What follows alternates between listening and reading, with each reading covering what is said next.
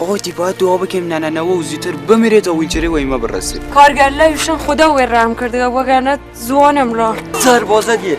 جمع کن بشین ریو. جمع کن بچن درس مشق خدا بخونم. اینا کار کسی دیدین؟ خب بچن. هم شکست واردیم.